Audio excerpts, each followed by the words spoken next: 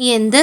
പറഞ്ഞത് വീണ്ടും വിശ്വാസം വരാത്തതുപോലെ അവൻ്റെ മുഖത്തേക്ക് നോക്കിക്കൊണ്ട് അവൾ അത് ചോദിച്ചതും ഒറ്റ വലിക്ക് അവളെ തന്നിലേക്ക് വലിച്ചടിപ്പിച്ചവൻ. എന്താണ് സംഭവിക്കുന്നതെന്ന് മനസ്സിലാവാത്ത ഒരു അവസ്ഥയിലായിരുന്നു ആ നിമിഷം അവളും. അവൻ്റെ മുഖത്തേക്കൊരു പ്രേതത്തെ നോക്കുന്നത് പോലെ അവൾ ഉറ്റുനോക്കിക്കൊണ്ടേയിരുന്നു. ഇച്ചായൻ എന്നെ ഓർമ്മ വന്നോ? അവൻ്റെ മുഖത്തേക്ക് നോക്കിക്കൊണ്ട് അവൾ അത് ചോദിച്ചതും അവൻ അവളെ നോക്കി ഒരു കള്ളച്ചിരി ചിരിച്ചു. അവളുടെ മുഖത്തേക്ക് നോക്കിക്കൊണ്ട് പറഞ്ഞു, അതിന് നിന്നെ ഞാൻ മറന്നാലല്ലേ ഓർക്കാൻ പറ്റൂ. എന്താണ് നടക്കുന്നതെന്ന് മനസ്സിലാവാതെ അവൻ്റെ മുഖത്തേക്ക് തന്നെ അവളൊന്ന് സൂക്ഷിച്ചു നോക്കി. ആ നിമിഷം അവൻ അവളെ നോക്കി കണ്ണു ചിമ്മി. വെറുതെ നിന്റെ സ്നേഹം ഒന്ന് അളന്നു നോക്കണമെന്ന് തോന്നി. അറിയാമായിരുന്നു ഈ ഉള്ളിൽ ഞാൻ മാത്രമേ ഉള്ളൂവെന്ന്, എന്നോട് ഒരുപാട് ഇഷ്ടമുണ്ടെന്ന്. പക്ഷെ ഞാൻ പ്രതീക്ഷിച്ചതിലുമൊക്കെ വല്ലാത്ത തീവ്രമായിരുന്നു ആ ഇഷ്ടമെന്ന് മനസ്സിലാക്കിയതൊന്ന് കിടന്നു പോയപ്പോഴാണ്. എനിക്ക് വേണ്ടി നീ ഒഴുക്കിയ ഓരോ കണ്ണുനീരും അതാണ് എന്നെ മരണത്തിൽ നിന്നും ജീവിതത്തിലേക്ക് തിരിച്ചു കൊണ്ടുവന്നത്. വ്യക്തമായി ഞാൻ കണ്ടു അതിലുള്ള നിന്റെ രൂപം. അന്ന് ഞാൻ വല്ലാതെ തകർന്ന അബോധാവസ്ഥയിലേക്ക് പോയപ്പോൾ എൻ്റെ മനസ്സിൽ നിന്റെ മുഖം നിറഞ്ഞു നിന്നിരുന്നു. പിന്നെ ഞാൻ എനിക്ക് പോലും പരിചിതമില്ലാത്ത ഏതോ ഒരു ലോകത്ത്, ചുറ്റും വെള്ള നിറത്തിലുള്ള കഞ്ഞിപ്പശ കെട്ടിക്കിടക്കുന്നത് പോലുള്ള ഒരു ലോകത്ത് ഞാനിങ്ങനെ പറന്നു നടക്കുന്നത് പോലെ തോന്നി. മറ്റൊന്നും ഓർമ്മയില്ല. പക്ഷെ അവിടെ നിന്നും ഇച്ചായ എന്നൊരു വിളി, പിന്നെ എൻ്റെ മുന്നിൽ നിന്ന് പൊട്ടിക്കരയുന്ന നിന്റെ രൂപം, അതൊക്കെ അവ്യക്തമായ രൂപങ്ങളായി മനസ്സിലുണ്ട്. ആരോ എൻ്റെ കൈകളിൽ മുറുക്കി പിടിച്ചിട്ടുണ്ട്. എനിക്ക് വേണ്ടി തിരിച്ചു വരണമെന്ന് പറയുന്നുണ്ട്. ഞാൻ എന്നെ പിടിച്ചിരിക്കുന്ന ആളിൻ്റെ കൈവിട്ട് നിന്റെ അരികിലേക്ക് ഓടി വരാൻ തുടങ്ങും. പക്ഷേ പറ്റുന്നില്ല. അവസാനം ഇച്ചായ എന്ന വിളിയുണ്ടല്ലോ, അതിലാണ് ഞാൻ തിരിച്ചു വരുന്നതെന്ന് എനിക്ക് തോന്നുന്നു. പലപ്പോഴും ഞാൻ പിന്നെ ആശുപത്രി മുറിയിൽ കിടന്ന് ആലോചിച്ചിട്ടുണ്ട്. ശരിക്കും ഞാനന്ന് മരിച്ചു പോയതാണോ, ആ മരണത്തിൽ നിന്നാണോ ഞാൻ തിരിച്ചു വരുന്നതെന്ന്.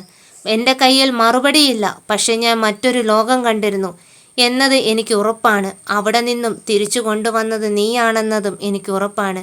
അപ്പോൾ എന്നെ ഓർമ്മയില്ലെന്ന് പറഞ്ഞത് എന്നെ പറ്റിക്കാൻ വേണ്ടിയായിരുന്നു അല്ല, അതൊരു സേഫ്റ്റി ആയിരുന്നു. എൻ്റെ സർജറി കഴിഞ്ഞ സമയത്ത് ഡോക്ടർ നേഴ്സിനോട് പറയുന്നത് ഞാൻ കേട്ടിരുന്നു, ചിലപ്പോൾ ചില ഓർമ്മകൾ നഷ്ടപ്പെട്ടേക്കാമെന്ന്. അതുകൊണ്ട് ഞാൻ കണ്ണു തുറക്കുമ്പോൾ തന്നെ എന്തെങ്കിലും ഓർമ്മക്കുറവുണ്ടോ എന്ന് ടെസ്റ്റ് ചെയ്യണമെന്ന്. അപ്പോൾ പെട്ടെന്ന് മനസ്സിൽ തോന്നിയ ഒരു ഐഡിയ ആയിരുന്നു അത്. കണ്ണു തുറന്നപ്പോൾ തന്നെ എനിക്ക് മനസ്സിലായി, ഉടനെയൊന്നും ഈ കിടപ്പിൽ നിന്ന് എനിക്ക് എഴുന്നേൽക്കാൻ പറ്റില്ലെന്ന്. കാല് പോലും അനക്കാൻ പറ്റുന്നുണ്ടായിരുന്നില്ല. ഈ സാഹചര്യത്തിൽ എനിക്കെല്ലാം ഓർമ്മയുണ്ടെന്നറിഞ്ഞാൽ ആൽബർട്ട് അടങ്ങിയിരിക്കില്ലെന്ന് എനിക്ക് ഉറപ്പായിരുന്നു. നീയും സേഫ് ആവില്ല. പെട്ടെന്ന് മനസ്സിൽ തോന്നിയ ഒരു ഐഡിയ ആണ് ഓർമ്മ പോയി എന്ന് അഭിനയിക്കുക എന്നത്. നിനക്ക് വിഷമമാകുമെന്ന് നന്നായി അറിയാമായിരുന്നു.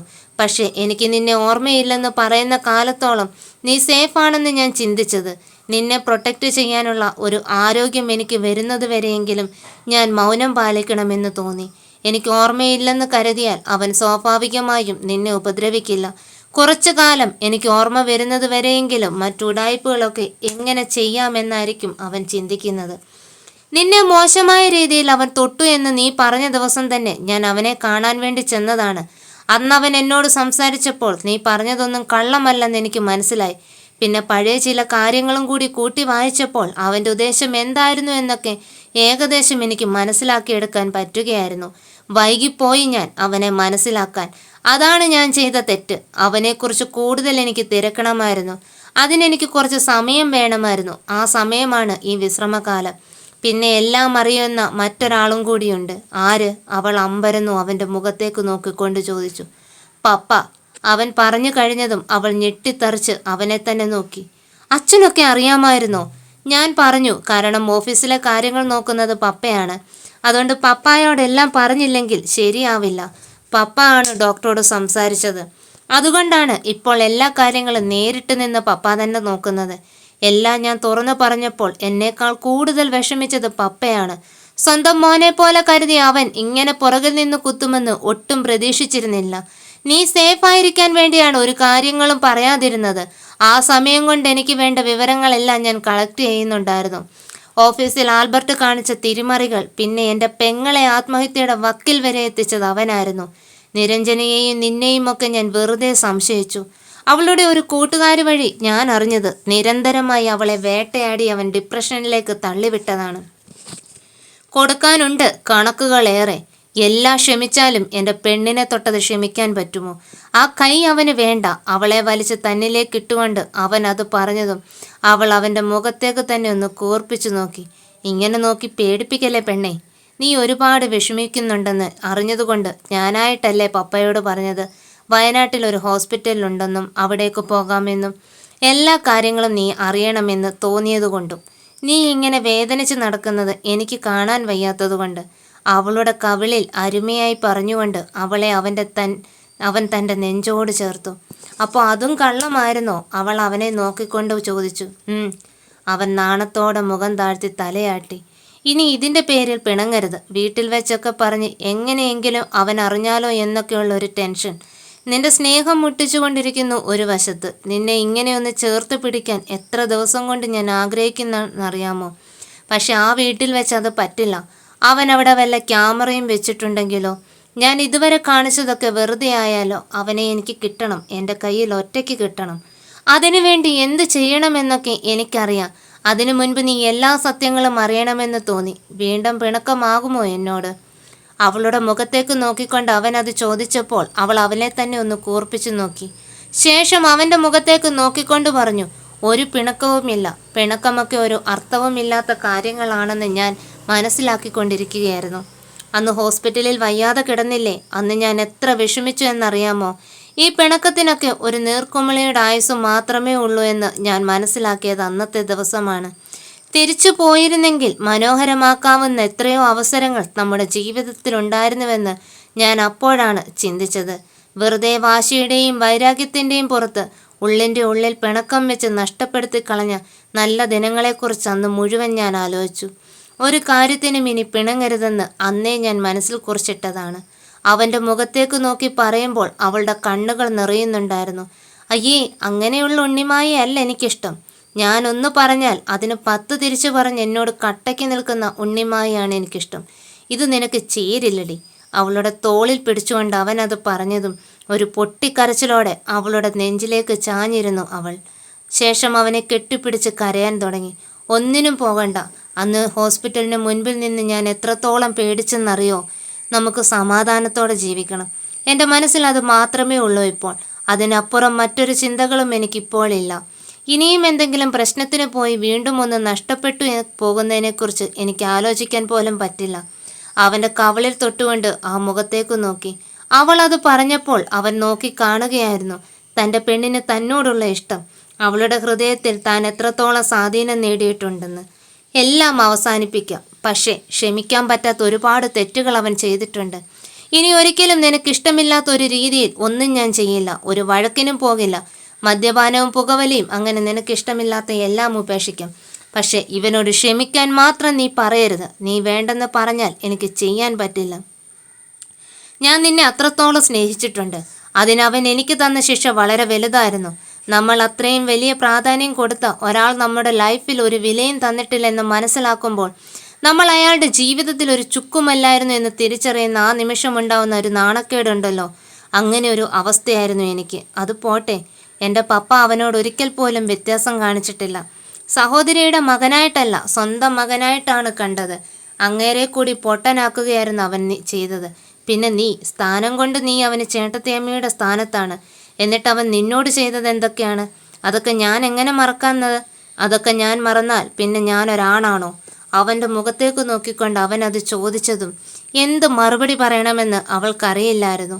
നീ പേടിക്കണ്ട. എൻ്റെ നേർക്ക് നേരെ നിന്നൊന്ന് സംസാരിക്കാൻ പോലും അവന് ധൈര്യമില്ല.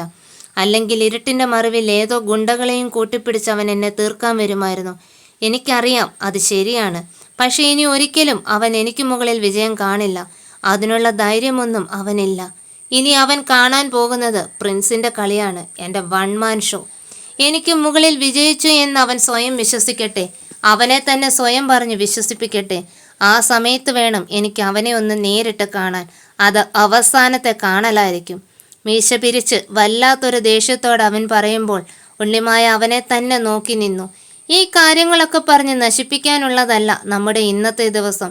എനിക്ക് എൻ്റെ മോളെ നന്നായിട്ടൊന്ന് സ്നേഹിക്കണം. അതിനുവേണ്ടിയാണ് ഞാൻ ഇത്രയും ദൂരം നിന്നെയും കൊണ്ട് വന്നത്. ഞാൻ കാറിലിരുന്നപ്പോൾ പറഞ്ഞത് ഓർമ്മയില്ലേ, നമ്മുടെ ഒരു ഹണിമൂൺ ട്രിപ്പായിട്ട് കൂട്ടിയാൽ മതിയെന്ന്? ആശുപത്രിയിൽ വെച്ച് ഞാൻ ബോധമില്ലാതെ കിടക്കുകയാണെന്ന് കരുതി നീ പറഞ്ഞില്ലേ തിരിച്ചു വന്നാൽ സ്നേഹം മുഴുവൻ തരാമെന്ന് പറഞ്ഞില്ലേ? അവളുടെ താഴ്ന്നു പോയ നാണം നിറഞ്ഞ മുഖം വിരൽത്തുമ്പിനാൽ ഉയർത്തി അവളുടെ മുഖത്തേക്ക് നോക്കിക്കൊണ്ട് അവൻ അത് ചോദിച്ചതും അവളിൽ വീണ്ടും നാണത്തിൻ്റെ രാശികൾ നിറഞ്ഞിരുന്നു. എനിക്ക് ആ സ്നേഹം മുഴുവൻ വേണം. എൻ്റെ പെണ്ണിനെ മുഴുവനായി എനിക്ക് വേണം. അവളുടെ നെറ്റിവഴി കവിളിലൂടെ അവൻ്റെ കൈകൾ കഴുത്തിലായി ചേർന്നു. അവളെ തന്നിലേക്ക് അടുപ്പിച്ചു. ആ കവിളിൽ നേർമയോടൊരു മുത്തം നൽകി അവൻ പറഞ്ഞു. അവൻ്റെ മീശ കവിളിൽ ഉരസിയതും അവളിൽ ശരിക്കും ഒരു വിറയൽ അനുഭവപ്പെട്ടു. അങ്ങേയറ്റം നാണത്തോടെ അവൻ്റെ മുഖത്തേക്ക് നോക്കിയതും അവൻ അവളെ നോക്കി ഒന്ന് കണ്ണ് ചിമ്മി. ഞാനൊന്ന് പോയി കുളിച്ചിട്ട് വരാം. അപ്പോഴേക്ക് നീ എന്തെങ്കിലും കഴിക്കാൻ ഓർഡർ ചെയ്യ്. എനിക്ക് വിശപ്പില്ല, ചായ മതി, അവൾ പറഞ്ഞു. അങ്ങനെയൊന്നും പറഞ്ഞാൽ പറ്റില്ല. നന്നായിട്ട് വല്ലതും കഴിക്കണം. കുറച്ച് കഴിഞ്ഞാൽ നല്ല അധ്വാനമുള്ളതാണ്. അത് കഴിയുമ്പോൾ വിശക്കും. അവളെ നോക്കി ഒരു കുസൃതിയോട് അവൻ പറഞ്ഞതും മനസ്സിലാവാത്തതുപോലെ അവൾ അവൻ്റെ മുഖത്തേക്കൊന്ന് നോക്കി. എന്ത്? അവൾ ചോദിച്ചു. അത് പറഞ്ഞാൽ നിനക്കിപ്പോൾ മനസ്സിലാവില്ല. കുളിച്ചു വന്നിട്ട് ചേട്ടൻ കാണിച്ചു തരാം. അത്രയും പറഞ്ഞ് അവൻ ടർക്കിയും എടുത്ത് റൂമിലേക്ക് പോയതും കഴിഞ്ഞു പോയ നിമിഷങ്ങളുടെ ചിന്തയിലായിരുന്നു അവളും. വല്ലാത്തൊരു അമ്പരപ്പും ഞെട്ടലുമൊക്കെ അവൾക്കും തോന്നുന്നുണ്ടായിരുന്നു. കഴിഞ്ഞു പോയ നിമിഷങ്ങളൊക്കെ ഒരു സിനിമയിലെന്ന പോലെ അവളുടെ മനസ്സിലേക്ക് ഓർമ്മ വന്നു. അവൻ തിരികെ വന്നതും ഭക്ഷണം ഓർഡർ ചെയ്തിരുന്നു. രണ്ടുപേരും ഒരുമിച്ചിരുന്നാണ് ഭക്ഷണം കഴിച്ചത്. കുറേ നാളുകൾക്ക് ശേഷം അങ്ങേയറ്റം സമാധാനത്തോടെ അവൾ ഭക്ഷണം കഴിച്ചു. അവളുടെ വായിലേക്ക് ഓരോ ഉരുള വെച്ചു കൊടുക്കുമ്പോഴും അവൻ്റെ കണ്ണുകളും അവളുടെ കണ്ണുകളും സന്തോഷം കൊണ്ട് ഒരുപോലെ നിറയുന്നുണ്ടായിരുന്നു. ഇനി ഒരിക്കലും തങ്ങളുടെ ജീവിതത്തിലേക്ക് ആരും വരരുതെന്ന്, സന്തോഷം നിറഞ്ഞ ഒരു ജീവിതം മാത്രമായിരിക്കണം തങ്ങൾക്കുണ്ടാവേണ്ടതെന്നുമായിരുന്നു ആ നിമിഷം അവളുടെ പ്രാർത്ഥന. ഒരു ജീവിതകാലം മുഴുവൻ അവൾ ആ നിമിഷം സ്വപ്നം കണ്ടിരുന്നു. ഭക്ഷണമെല്ലാം കഴിഞ്ഞ് അവൻ്റെ നെഞ്ചിലെ രോമരാജികളിൽ വിരലോടിച്ച് കിടക്കുമ്പോഴും അവളുടെ ഉള്ളിൽ ഒരൊറ്റ പ്രാർത്ഥന മാത്രമേ ഉണ്ടായിരുന്നുള്ളൂ. ഇതൊന്നും സ്വപ്നമാവരുതേ എന്ന്. നീ ഉറങ്ങിയോ? ഒന്നും മിണ്ടാതെ കിടക്കുന്നവളോടായി അവൻ ചോദിച്ചു. ഇല്ല, ഓർക്കുകയായിരുന്നു. എന്ത്? അവൻ വീണ്ടും ചോദിച്ചു. കഴിഞ്ഞു പോയ നിമിഷങ്ങളിലൊക്കെ എത്രത്തോളം ഞാൻ വേദന അനുഭവിച്ചു എന്നറിയാമോ? നിന്നേക്കാൾ കൂടുതൽ ഞാൻ അനുഭവിച്ചിട്ടുണ്ട്. കാരണം എൻ്റെ മുൻപിൽ നിന്റെ വിഷമം ഇങ്ങനെ കണ്ടുകൊണ്ട് നിൽക്കുക എന്ന് പറയുന്നത് എനിക്കേറെ വിഷമമുണ്ടാക്കിയ കാര്യമായിരുന്നു. നീ വേദനിക്കുമ്പോൾ അതിൽ കൂടുതൽ വേദനിക്കുന്നത് ഞാനാണ്. എത്രയോ ദിവസങ്ങളിൽ ഞാൻ ഉറങ്ങിയെന്ന് കരുതി നീ എൻ്റെ കവിളിൽ തലോടി പോകുന്നത് ഞാൻ അറിഞ്ഞിട്ടുണ്ട്.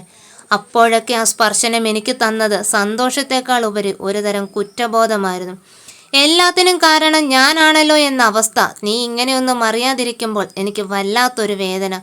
അവളുടെ കവിളിൽ തഴുകിക്കൊണ്ട് അവൻ പറഞ്ഞതും അവൻ്റെ നെഞ്ചിലേക്ക് ഒന്നുകൂടി തലവെച്ചു അവൾ.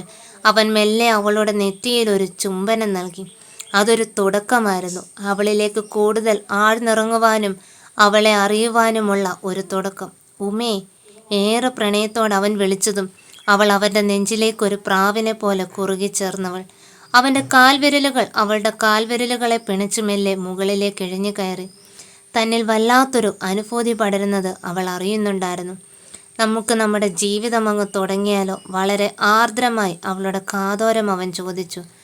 അവൾ മുകൾ താഴ്ത്തി കവിളിൽ ഒരു ചുംബനം നൽകിയപ്പോൾ അവൾ വിധേയപ്പെട്ടതുപോലെ മിണ്ടാതെ കിടന്നു. അവൻ്റെ കൈകൾ മെല്ലെ അവളുടെ നെറ്റിത്തടത്തിൽ നിന്നും മൂക്കിലൂടെ താഴേക്കൊരു പാത തീർത്തു. ആ കൈകൾ വന്ന് നിന്നത് അവളുടെ മാറിടങ്ങളിലാണ്. ശേഷം അവിടെ ചുണ്ടുകൾ കൊണ്ട് ചുംബനങ്ങൾ നൽകി അവളെയും കൊണ്ട് അവൻ ഒന്നായി മാറി. അവൻ്റെ ശരീരത്തിന് മുകളിലാണ് ഇപ്പോൾ അവളുടെ കിടപ്പ്. അവൾ അവൻ്റെ മീശയിൽ പിടിച്ചു വലിച്ചു. അവൻ ഒരു കള്ളച്ചിരിയോടെ അവളെ നോക്കി ഒന്നുകൂടി മീശ പിരിച്ചു വെച്ചു. എന്താടി, ഒരു കൈ നോക്കിയാലോ? കുസൃതിയോട് അവളെ അടിമുടിയൊന്ന് ഒഴിഞ്ഞ് അവൻ നോക്കിയത് നാണത്തോടെ മുഖം താഴ്ത്തി. അവൻ മെല്ലെ അവളുടെ ടോപ്പിൽ പിടിമുറുക്കി. ചുംബനങ്ങൾ കൊണ്ട് അവൻ അവളുടെ ശരീരത്തിൽ നിന്നും ആ ടോപ്പ് വേർപ്പെടുത്തി. ഒപ്പം തന്നെ അവൻ ഇട്ടിരുന്ന ബനിയനും മാറ്റിയിരുന്നു.